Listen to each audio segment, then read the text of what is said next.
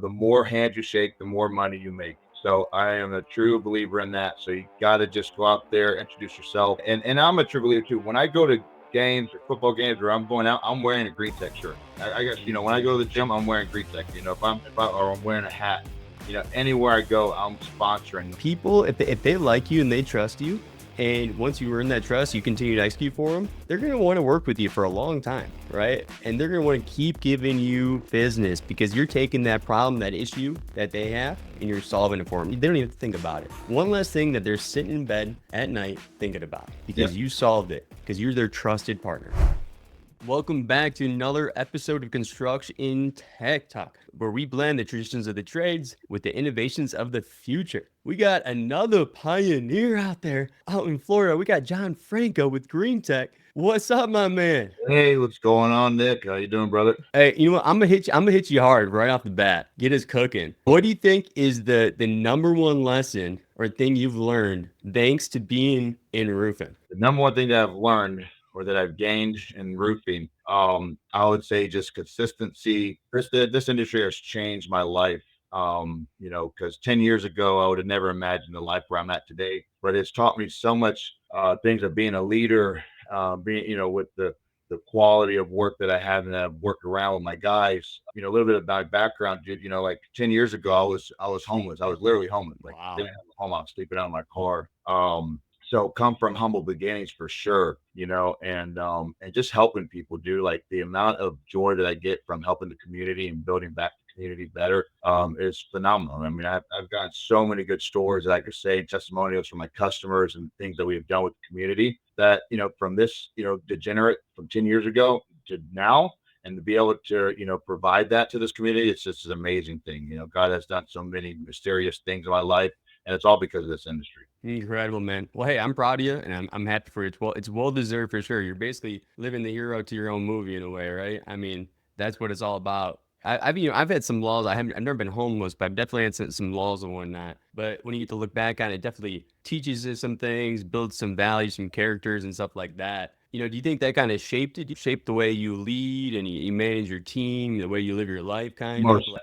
Most definitely, because being in that type of environment, and that degradation of lifestyle that I was living, to somebody now that is a leader, that homeowners and the customers put trust in me, is rewarding in itself. Like that, besides the money that you make and the amount of value that you bring monetarily, knowing that I'm able to, like, have trust in the people that from this person from 10 years ago, that if you would have saw me on the street, you would have probably turned around and, or, not even, trust me to do business with, to now to be able to have that is the most rewarding thing. I mean, like I said, and I think that keeps me going because, it was rewarding, especially when I first started in this industry, and of course I started in the door-to-door world, door knocking, and obviously, and I remember having my little Honda Civic because that's all I had at the time, selling roofs and project managing, and being able to, get somebody to allow me inside their home, trust me with their most important investment. That was rewarding in itself. That realized that, I am not this piece of, shit that, back then, who lived the life that I lived. That was a warning. Like that's what I wanted. I wasn't even looking at the money, that I was going to make. I was looking at, the reward of like people actually do trust me. I am not this degenerate. I am not this piece of shit that I thought I was for so many years because of all the lifestyle that I was living. So I was able to, show the world that, hey, this is who I am. This is what I bring to the table, and this is what I am to this society and this community. And that right there kept me going.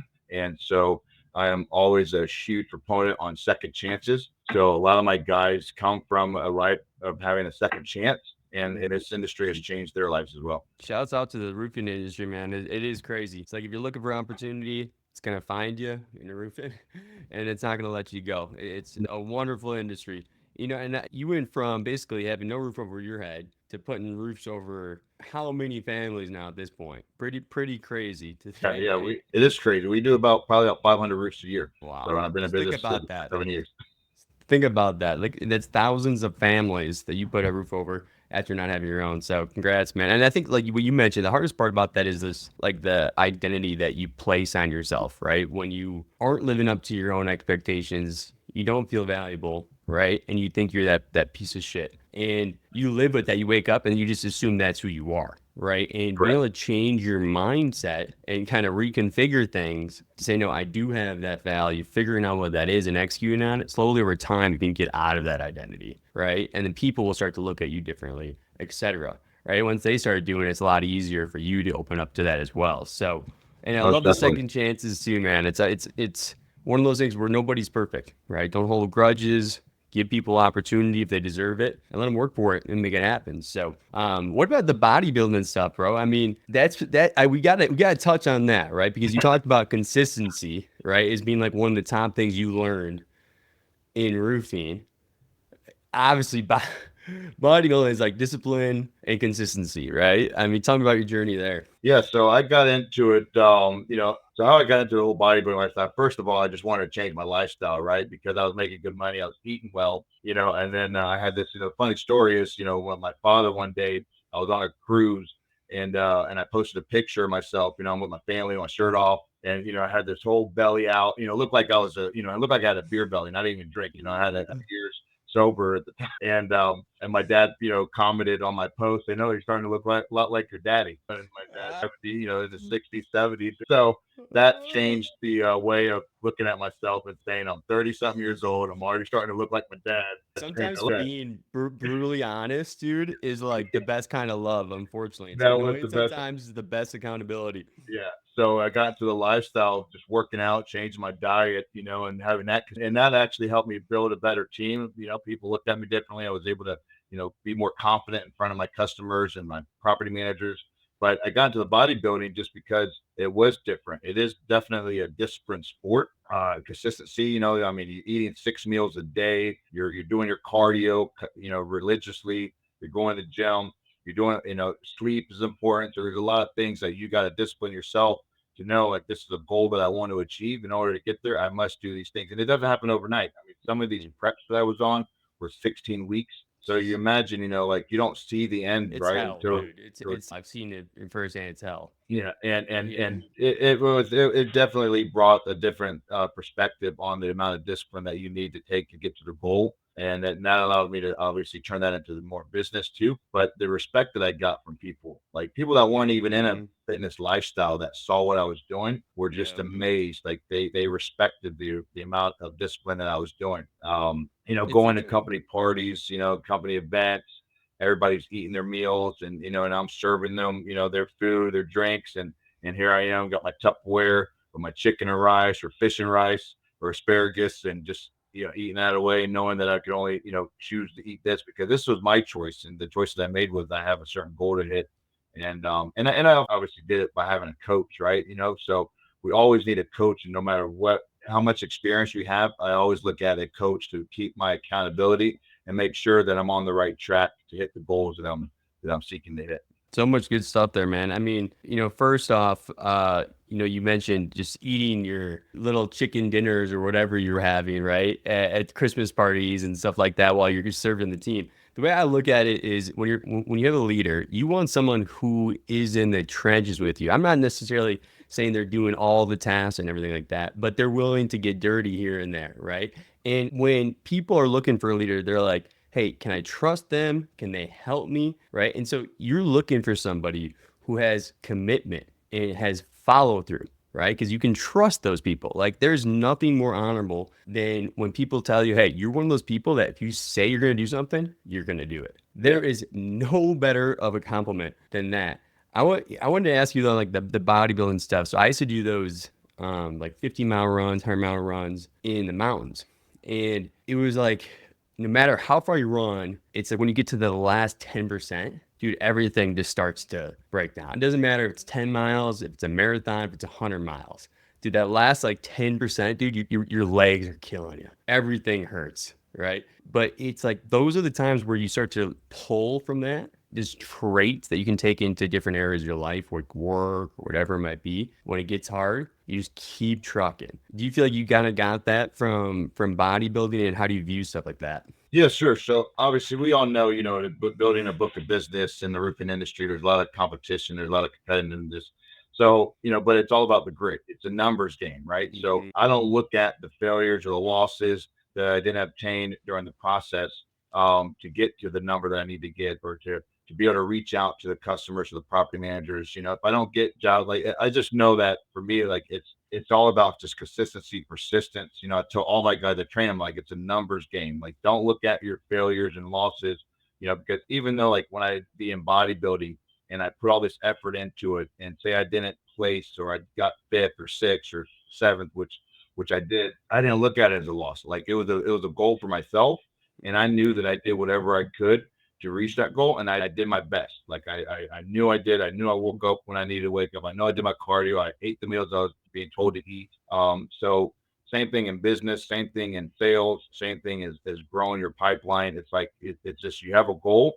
Don't look at the losses. Just know that you're doing everything in your power to reach it. And in the end, you're going to get the results that you wanted. I got a great body. I had a 6-pack abs, the veins in my legs I never saw before. Just because I didn't get first place, I was still able to obtain what I wanted to see, and it was the You're physique still back. more ripped than 99.9% of the population. Yeah. Real though. You mentioned grit, and that's something that I take a lot of pride in. I've never thought I've been the best at anything, but I just got dog, right? Like I'm gonna just keep going. I'm gonna keep coming. I'm gonna keep showing up. And I think where people struggle is that exact area, because they get punched in the face and they look stupid, or they mess something up, or they feel like an idiot, or they suck at it in the beginning, and they throw in the towel. They don't like that feeling. For some reason, I'm so stupid that I can just keep coming back. It doesn't even matter. You know what I mean? And that's been a big benefit for me. How do you think people can push through that if they're not good at that yet, and they're kind of afraid of it, they pull back? Yeah. So for me, obviously, I became from a life that was like my worst time in my life, right? So nothing that I do now would even amount to the what experience that I had 10 years ago. So like, I could, be called certain names, or people could, really kick me in the teeth when I'm out there, and feel like this is not going anywhere. I don't see the end of the line, of the success that I'm trying to reach. But today I look at it as, like I'm living a life beyond my wildest dreams. I know that as long as I continue to keep the grit, that my God and my understanding is going to push me towards another level. And at the same time, like don't give up, because you never know when that door that you're going to knock on, or that contact that you made, or that person that you had lunch with, is going to provide you an opportunity beyond your wildest dreams, because I've had those opportunities where I didn't think that this was going to work out. I remember at one time that I owed the suppliers hundreds of thousands of dollars. They were not going to deliver anything. And we landed one of our biggest projects when I first started in 2008 that excelled. Like I was about to give up. Like I didn't know where to turn to. The suppliers weren't going to deliver anything. And now I have, great credit with all my suppliers. I've never been late on any payments. But there was a time where I thought I was going to fail, and it was all just because it couldn't get any worse, right? Like I can't go backwards from the life that I lived, because I'm going to always have an opportunity at hand, whether it's in this industry or another. But at the time, I was just like, you know what, we already made this decision. Let's just keep going and see what happens. And sure enough, the grit took effect, and I was able to sell. I think my second year I was able to sell like $4 million. The second year in. And it's crazy. And that's the funny thing about entrepreneurship is, like, you realize if you stay in the fight, just when it's about time where you're going to have to throw in the towel, something's good is going to happen. I remember, like, I've been an entrepreneur for 8 or 9 years now. And I remember during COVID, customers started, saying, we're going to halt for a little bit. And then, it's like you could freak out, or you go attack mode. And then we landed our biggest customer that stayed with us forever, just a couple days later, right? I remember one time when I was running low on funds and needed a line of credit, man. Couldn't get a line of credit. I was on the computer till like 3 a.m. All of a sudden, boom, money's coming. It's like you never know. It's like you stay in the fight long enough, right? Use all the chips, good things are going to happen. And then what happens is then you get that momentum. And then once you get that momentum, right, now you can ride that energy. And then, you start to get more help, more resources, more whatever, right? And now you're cooking, right? I mean, that's where it starts to take off. And like, what do you think about that? Like, I think a lot of people struggle with the momentum, like just getting that momentum. Maybe they're too hard on themselves with goals, or maybe, they're intimidated by it, whatever it might be. When you were that person who's just getting into working out, looking like your dad, right? That momentum probably sucked. Going to the gym probably sucked. Oh yeah, I didn't know what I was doing. I didn't know anything. I didn't know how to work out. I didn't know motion, contraction. I didn't know, the amount of reps. I didn't know any of that shit, when I worked. I just went out there just to lift some weight. And at the time, I didn't know anything about what I was doing or how to build muscle. I just didn't want to look fat anymore.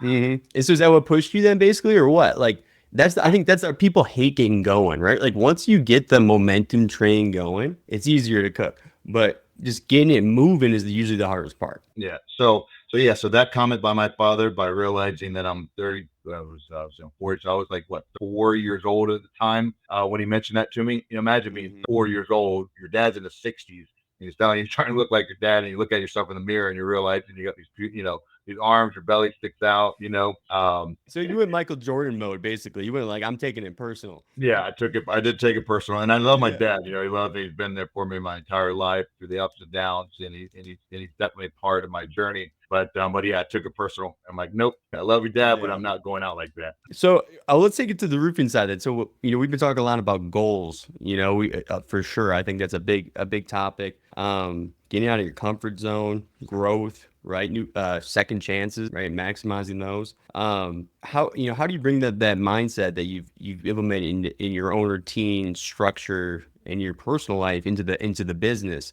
Right, you guys are smashing it over there. You guys are making plays. Congrats on all the success. How do you kind of view the goal side and bringing that mindset into the team, and maybe just even growth mindset in general? I feel like you guys are very I growth think there's mindset guys. levels to it, and I was thinking this too earlier, actually last night, when I was just doing some writing before bed, like there's levels to this stuff because, when I first started in this industry and I started the business, I was working out of a storage facility, a little 10 by 10 area. I had Samantha who's been with me since the beginning. We're in this little 10 by 10 little office space. And then we went behind the doctor's office and then, so but I remember working, 16, 18-hour days. I remember, going out, obviously a new company. So we didn't have the leads. We're door knocking. I did a lot of the sales. I was also finding crews, running production, meeting with the suppliers, negotiating with them, dealing with, our line of credit, being able to, manage that. And then I would have to go home and write estimates and then you learn it Xactimate, never knowing how to write it exactly before understanding how to read it, but I never prepared one. So I remember staying up 1 o'clock in the morning writing Xactimate estimates because I didn't know about third parties at the time. This is all new. So Yeah. I'm just grinding 16, 18, 20-hour days, getting up, doing the same thing for a long period of time. Do I do that now? No, because I built a team and I've started with standard operating procedures, being able to build out processes for them. And now I have a team to be able to accomplish those same goals that I was doing on my own. So today, You do a great now job. I want to tell you that you do a great job. I didn't mean to cut you off, but you do a great job investing back in. Right, you're not stupid with it. When you have goals of scaling your company, you're realistic with it. You understand you have to keep putting back into it, and I love that. Right, you invest with us. You invest with the brand new website. Right, you're always kind of trying to take it to that next level. But yeah. continue. Sorry about that. Yeah. So at the time, I remember, working those, just starting out, in the 2 year, and I'm still working, 16-hour days, still out there. We had a small team at the time, but, I had a mentor that he owned a building, a construction company. He built homes for Lennar and, he was a subcontractor. He had a concrete foundation company that he did too, but he would work like 10 hours a week. I'm like, dude, how do you do this? Like, you don't like worry about what your team is doing, the amount of money, like you're a multimillionaire's got his Lamborghini, his house, massive, and basically it's like, I have a team in place. I look at numbers, so I don't have to work those 60-hour weeks anymore.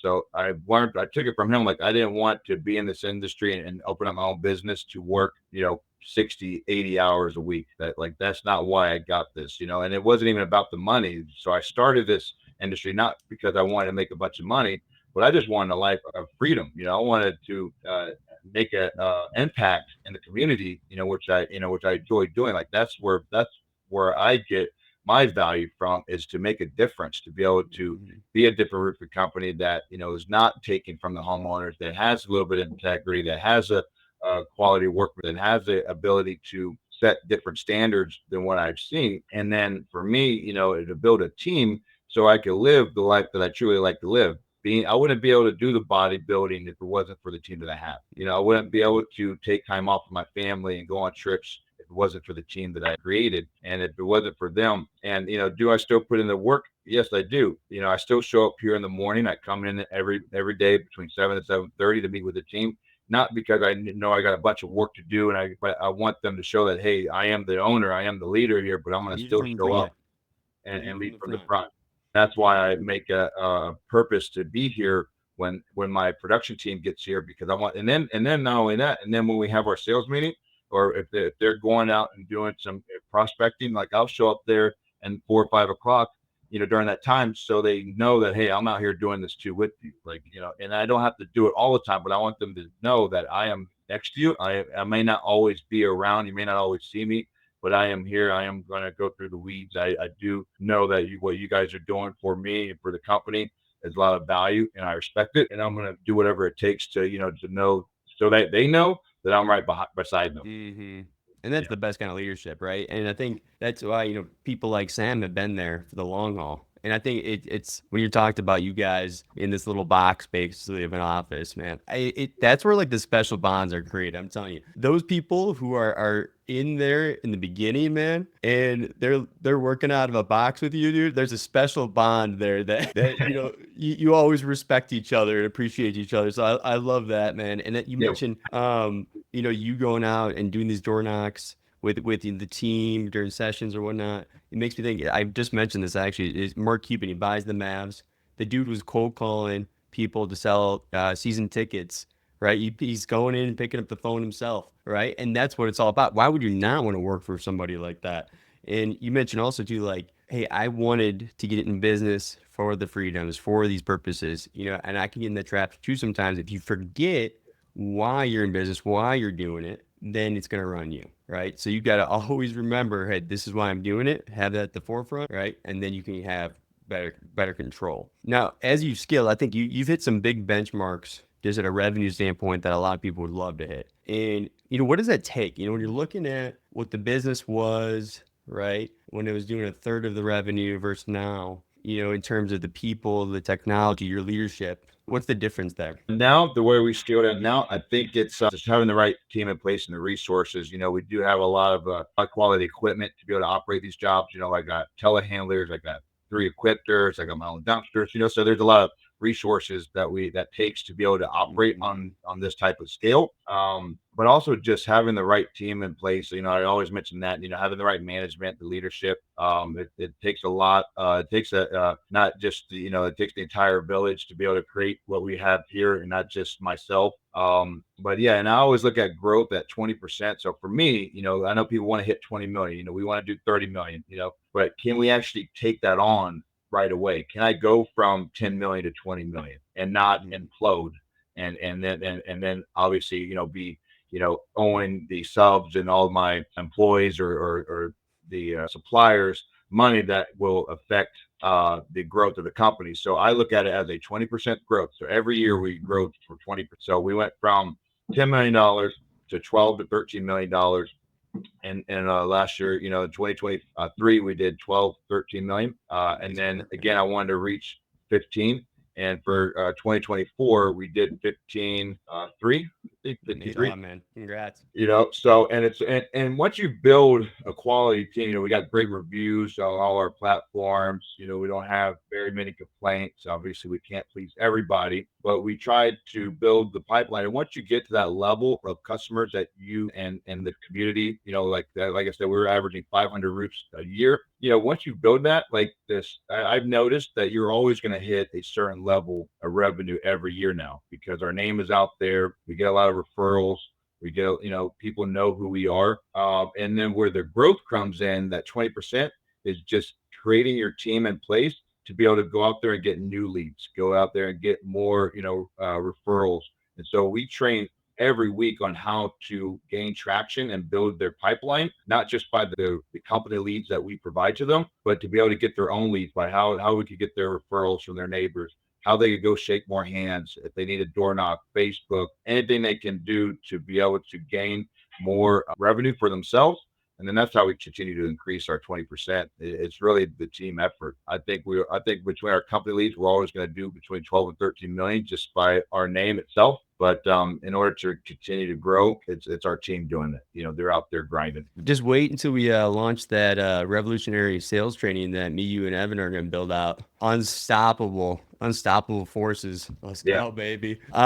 So I wanted to ask you why the 20% though? I like the 20% number personally, but why is that the number? Is that kind of like the percentage that you realize, hey, you can handle scaling up and still not losing all your profit margins without everybody losing their mind? Like, why is that the I think it's a little all of the above, right? yeah. Obviously the margins, but also scaling it for our team to not lose their mind, right? Because the more growth in revenue, I got to bring in more trucks, I got to bring in more supervisors. If we need project managers, so that 20% is a realistic number to see the growth, to be able to scale that, and to be able to bring in the resources that we need to be able to continue to grow, right? Because Mhm. 15 million and 20 million is a whole lot different amount of roofs that you're doing. And so when you go from, 15 million and then you increase by $5 million in revenue, that's a whole lot of work that your team and your production side has to accomplish.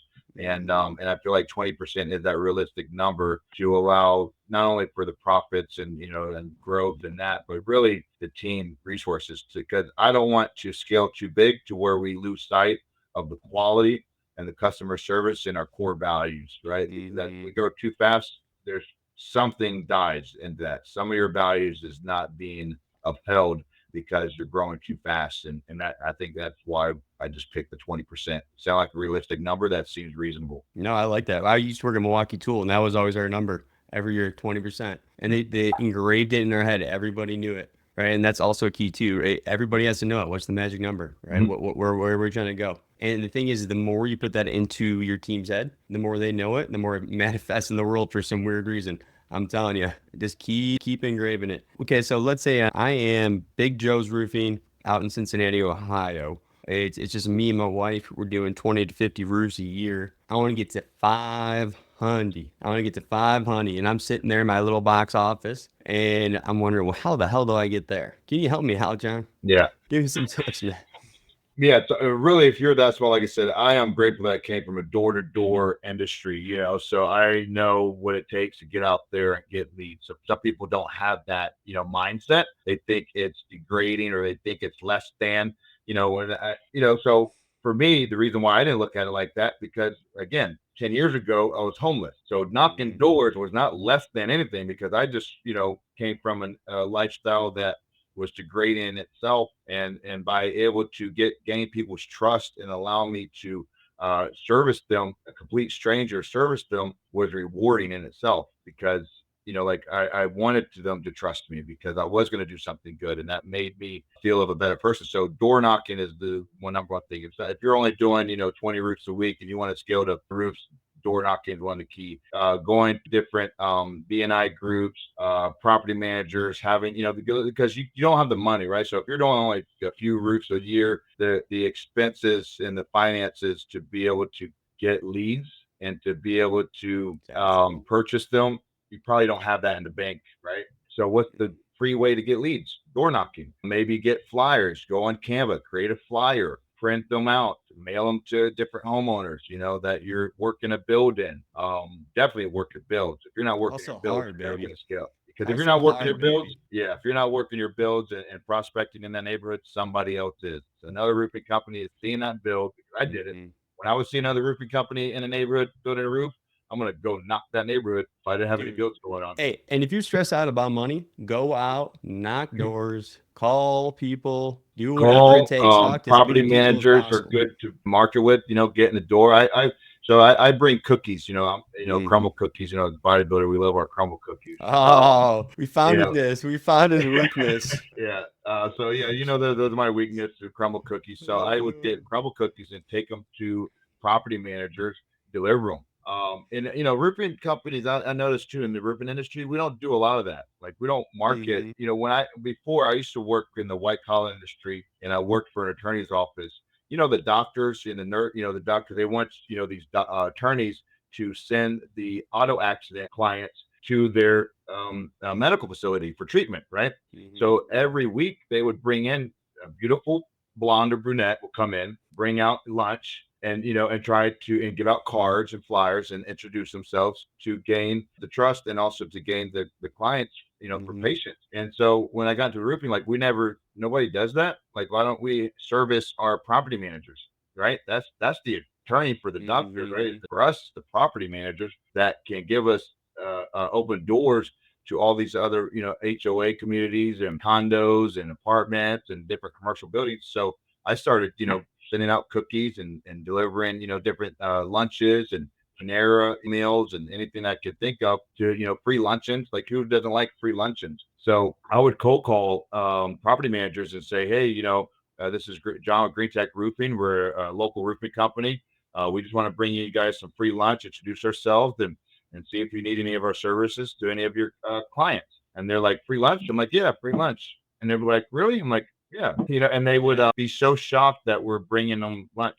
Like, and they're like, nobody ever brings us lunch or free Dude, food. it's I'm the like, easy stuff too, right? We make everything so complicated. That's the crazy part. And I think with sales, if you can sell, you're safe for life, right? Because it doesn't matter what the situation is. If you have the skill and the ability to sell, you will be okay, no matter what, correct. right? And we mentally, we give ourselves like our own block, right? And the way you talk about it is like basically just servicing your client, right? Providing that value. But for some reason, when we're in sales mode, we think we're annoying people, we're bothering people, Mhm. whatever it might be. And that loses opportunity, right? That basically creates an obstacle that doesn't exist that's going to stop you. Correct. Like, what do you think Yeah, the I mental think block who is said there? that? Brad Lee always says, "The more hands you shake, the more money you make." And Hmm. I'm very. I tell every meeting we have with my sales team, like that's one of the I need to get a big model that on our wall, because we say it so much. But it's so true because I don't look at like if I go out and do these lunches or if I go and shake this person's hand and give them my card. Like, I don't look at it like, oh, that person never gonna call me, or I look at it as a one step towards the goal that I have. So I know that if I go and do 10 luncheons, I'm sure I'm gonna get at least one, and that's more than the one deal that I've had before by doing 0 luncheons. So Hmm. it's all about percentages, numbers. It's a numbers game. So I mean, we do several luncheons every quarter. We actually reserve a budget for our luncheons and for our property managers, whatever it is between gifts or cookies or anything that we can. And we are always looking to find more property managers to work with, and that's really how we scale too, because we do about $4 or $5 million in commercial work. Wow. So when you're doing those lunches, then like, are you guys just basically just there, just hanging out, basically kind of just networking, and rather than being like hungry, oh hey, I got to get this lead type thing, is that just more of a nurturing minds, being part of the community, basically? Yeah, just when we do these luncheons and they say there's 6 or 7 condo association managers there, and sometimes there are receptionists that are there too for luncheons, and we're just explaining who we are, shooting the Hmm. shit with them, and we actually will have lunch with them, and we're just chatting it up. Hey, what do you like to do? Hey, this is where I'm from. Just for an hour, spending some quality time with them, and for the first 10 minutes, we let them know who we are, what we do, what type of roofs. We give them our portfolio. We explain what other property managers we work with in the area. We give them our references that they can call. And then after that, we just shoot the shit with them. It's the That's it. fundamentals you learn in school, right? How to communicate, make friends, and stuff like that. Yeah. You don't have to overcomplicate it. People, if they like you and they trust you, and once you earn that trust, you continue to execute for them, they're going to want to work with you for a long time, right? And they're going to want to keep giving you business because you're taking that problem, that issue that they have, and you're solving it for them. Now, they don't even have to think about it. One less thing that they're sitting in bed at night thinking about Yeah. because you solved it, because you're their trusted partner, right? Correct. So, hey man, you've been absolutely incredible. Real quick, though, how do I get one of those hats, though, bro? One of these. What does a man got to do for one of those, bro? I'm Those gonna are send you one. I swanky. know. I'm gonna send you some. I know. I love Those your are hat, swanky. bro. I love the color. Love it. Yeah, hell yeah, bro. Let's go, baby. This guy right here, this is a better boss right here, man. You already know that's what it's all about. Our motto, it is built to be better. And that's what this dude's all about. So we love it. He's all about that culture and that lifestyle. So, but hey, as we wrap this thing up though, bro, this is where you kind of you lead us to the promised land. Whatever wisdom, it could be a book, a quote, it could be a life lesson, it could be whatever. Leave our audience with, man. I'm And then going to we say will it head again. I out. think I've said it a few times during this meeting. Just know that if you want to grow your business, it's a grit. There's never a light at the end of the tunnel, so to speak. But the more hands you shake, the more money you make. So I am a true believer in that. So you got to just go out there, introduce yourself. And I'm a true believer too. When I go to games or football games or I'm going out, I'm wearing a GreenTek shirt. I got, when I go to the gym, I'm wearing GreenTek. Or I'm wearing a hat. Anywhere I go, I'm sponsoring. That's how much I enjoy it. I tell my team to do the same thing, because when you go somewhere and they see GreenTek Roofing, they see roofing, they're gonna ask, "Oh, you do roofing?" So Amen. I'm a big proponent on just sponsoring. I do love that, dude. Everybody out there, like I said, built to be better. Keep getting after it. Let's go. Make sure you like, subscribe, share. We appreciate you. We'll see you next time.